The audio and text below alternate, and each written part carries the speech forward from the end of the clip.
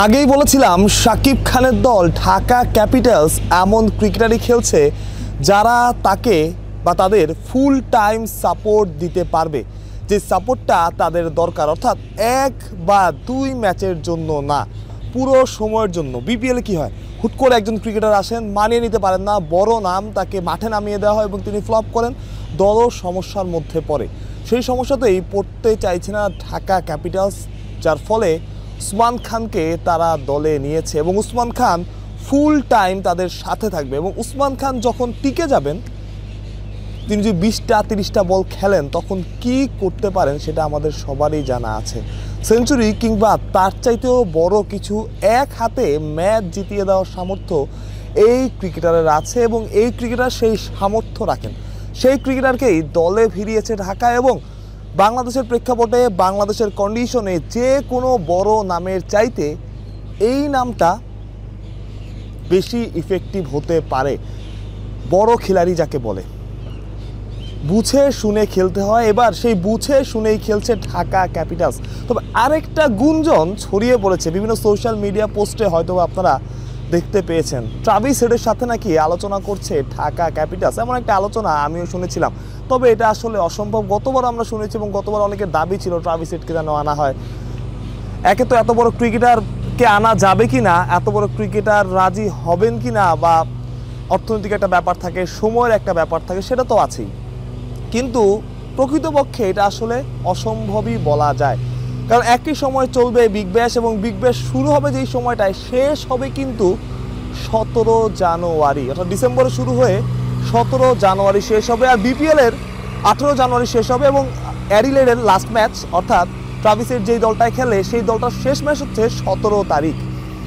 আর BPL শুরু হবে সম্ভাব্য সময় যেটা, সেটা 19 ডিসেম্বর থেকে 16 জানুয়ারি, অর্থাৎ প্রথম রাউন্ডের ম্যাচ শেষের আগেই বিগ ব্যাশের বিপিএল শেষ হয়ে যাবে।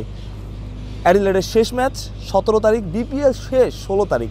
অর্থাৎ এমনও না যে আপনি প্লে অফে উঠলে তাকে আনতে পারবেন বা তার দল যদি প্লে অফে না উঠে তাকে খেলাতে পারবেন, সেই সম্ভাবনাও নাই। অর্থাৎ ট্রাভিস হেডের বিপিএল খেলার কোনো সম্ভাবনাই প্রকৃতপক্ষে বা বাস্তব অর্থে থাকছে না। সেটা হলে যিনি এনওসি পেয়েছেন বাংলাদেশ থেকে, রিশাদ হোসেন, তিনিও খেলতে পারতেন। আপনার কি মনে হয় রিশাদ হোসেন 3-4 ম্যাচ খেলার সুযোগ পাবেন কিন্তু তাকে খেলানো হবে না? সেটা কি হয়?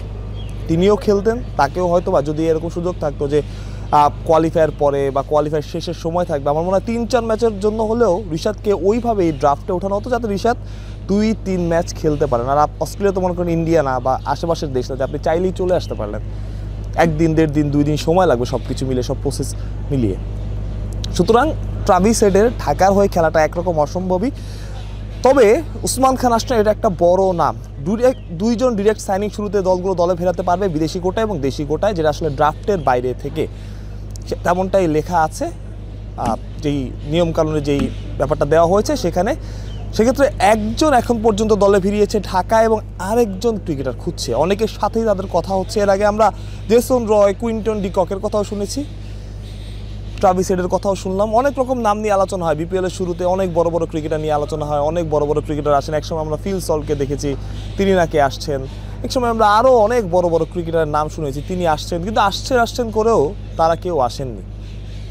গতবার মঈন আলীকে নিয়ে যেটা হলো, একদল বলছে মঈন আলী আমাদের, অন্য দল বলছে মঈন আলী আমাদের, কিন্তু শেষমেশ মঈন আলীকে আর পাওয়া যায়নি। তো যেটা বলছিলাম, ঢাকার জন্য দারুণ একটা সাইনিং হয়েছে উসমান খান, যিনি ঢাকাকে ফুল টাইম সার্ভিস দিতে পারবেন এবং ফুল টাইম ঢাকার হয়ে খেলতে পারবেন, যেটা অনেক বড় একটা পাওয়া ঢাকা ক্যাপিটালসের জন্যে। তবে ঢাকার কাছে আরও একটা অপশন আছে, আরও একজন ক্রিকেটার তারা চাইলে দলে ফেরাতে পারবে, বিদেশি ক্রিকেটার, ডিরেক্ট সাইনিং থেকে, ড্রাফটের বাইরে থেকে। ড্রাফট থেকে তারা 2জন ক্রিকেটার দলে ফিরিয়েছে, দেশি ক্রিকেটার যেটা তাদের কোটা ছিল, তাসকিন আহমেদ এবং সাইফ হাসান, বড় 2টা সাইনিং। তবে মুস্তাফিজুর রহমানকে তারা ছাড়তে হচ্ছে, লিটন দাসকে তারা গতবার যিনি ছিলেন, লিটন দাসকে তারা দলে ফেরায়নি।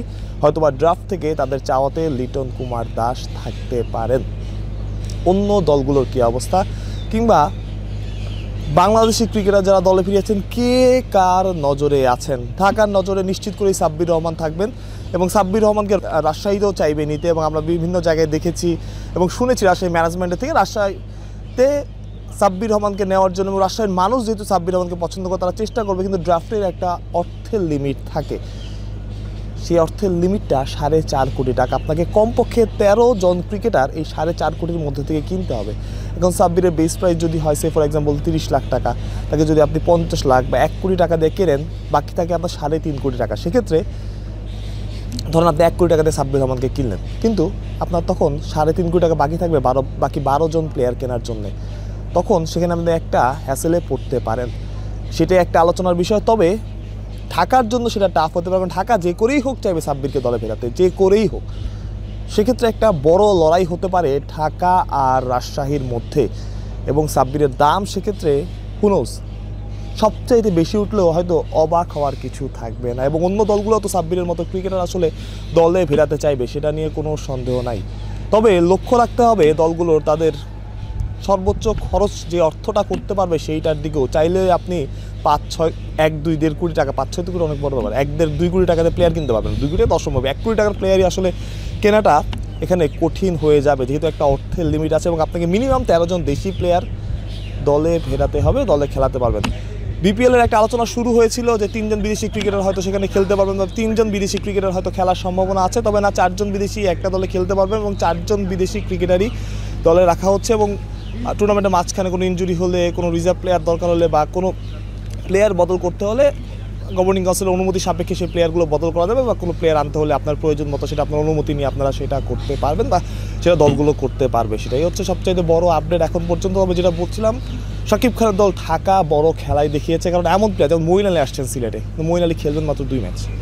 2 ম্যাচের জন্যই তাকে প্রাথমিকভাবে চুক্তিবদ্ধ করা হয়েছে। ওমর জাইয়ের সাথে কথা হয়েছে তাদের, ওমর জাই শর্ত সাপেক্ষে যখন তার যে টুর্নামেন্টে তিনি খেলবেন, সেই টুর্নামেন্ট যখন শেষ হবে, তার দল যদি আগে বাদ পড়ে তখন তিনি আসবেন। মোহাম্মদ আমিরের যে ব্যাপারটা সিলেক্ট করেছে, এটা একটা ভালো সাইনিং, যে পুরো আসল মোহাম্মদ আমির থাকবেন, এবং মোহাম্মদ আমির যেই ফর্মেই থাকুক, এখনও তিনি যেই ফর্মে আছেন সেটা খুবই এফেক্টিভ হবে সিলেটের জন্য। রাজশাহীর কোনো বড় নাম এখনও ওই অফিসিয়ালি আমরা পাইনি, তবে বিভিন্ন জায়গা থেকে হয়তো আমরা শুনেছি বিভিন্ন বড় নাম দলে ফেরাচ্ছে, এবং চট্টগ্রাম আসলে কাঁধে ফেরেছে, সেটাও হয়তো আমরা সময়ের সাথেই জানতে পারবো। তবে মূল লড়াইটা হবে বোধহয় 3টা দলের মধ্যেই, ঢাকা, সিলেট এবং রংপুর তো অবশ্যই। মাহরুজ প্রত্যয়, বিডি ক্রিক টাইম।